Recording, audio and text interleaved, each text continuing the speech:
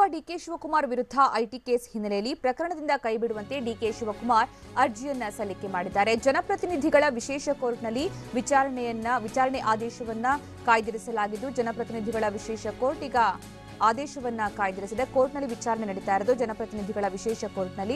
ಇನ್ನು ಈ ಕೋರ್ಟ್ ಈಗ ಆದೇಶವನ್ನ ಕಾಯ್ದಿರಿಸಿದೆ. ಈಗಲ್ಟನ್ ರೆಸಾರ್ಟ್ನಲ್ಲಿ ಡಿಕೆಶಿ ಚೀಟಿ ಹರಿದ ಪ್ರಕರಣಕ್ಕೆ ಸಂಬಂಧಪಟ್ಟಂತೆ ಆದಾಯ ತೆರಿಗೆ ವಂಚನೆ ಹಾಗೂ ಸಾಕ್ಷ್ಯನಾಶದ ಕೇಸ್ ಇವರ ವಿರುದ್ಧ ದಾಖಲಾಗಿತ್ತು. ಈ ವಿಚಾರಣೆಯನ್ನ ಪ್ರಕರಣದಿಂದ ತಮ್ಮನ್ನ ಕೈಬಿಡುವಂತೆ ಡಿಕೆ ಶಿವಕುಮಾರ್ ಅರ್ಜಿಯನ್ನ ಸಲ್ಲಿಕೆ ಮಾಡಿದ್ರು. ಜನಪ್ರತಿನಿಧಿಗಳ ವಿಶೇಷ ಕೋರ್ಟ್ನಲ್ಲಿ ಈ ವಿಚಾರಣೆಗೆ ಬಂದಿದ್ದು, ಆದೇಶವನ್ನ ಈಗ ಸದ್ಯ ಕೋರ್ಟ್ ಕಾಯ್ದಿರಿಸಿದೆ. ಈ ಬಗ್ಗೆ ಹೆಚ್ಚಿನ ಮಾಹಿತಿ ನೀಡ್ತಾರೆ ನಮ್ಮ ಪ್ರತಿನಿಧಿ ರಮೇಶ್. ಈ ಪ್ರಕರಣದ ಹಿನ್ನೆಲೆ ಏನು ಮತ್ತೀಗ ಕೋರ್ಟ್ ಏನು ಅಭಿಪ್ರಾಯಪಟ್ಟಿದೆ?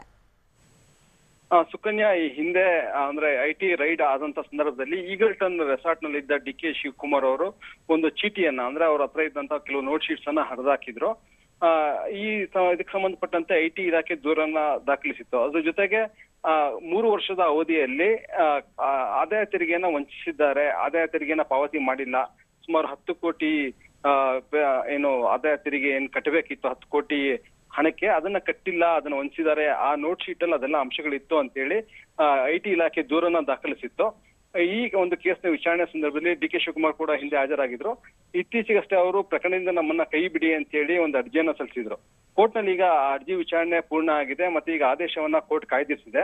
ಒಂದ್ ವೇಳೆ ಏನಾದ್ರು ಕೋರ್ಟ್ ಆ ಪ್ರಕರಣದಿಂದ ಡಿಕೆ ಶಿವಕುಮಾರ್ ಅವರನ್ನ ಕೈ ಬಿಟ್ರೆ ಆಗ 3 ಪ್ರಕರಣದಿಂದ ಡಿಕೆ ಶಿವಕುಮಾರ್ ಅವರಿಗೆ ರಿಲೀಫ್ ಸಿಗುತ್ತೆ.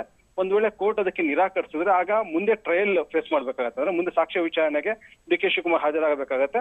ಜೊತೆಗೆ ಒಂದ್ ವೇಳೆ ಮುಂದೆ ತೀರ್ಪು ಏನ್ ಬರುತ್ತೆ ಕೋರ್ಟ್ ಆ ಕೋರ್ಟ್ ತೀರ್ಪನ್ನ ಡಿಕೆ ಶಿವಕುಮಾರ್ ಅವರು ಒಪ್ಪಬೇಕಾಗತ್ತೆ.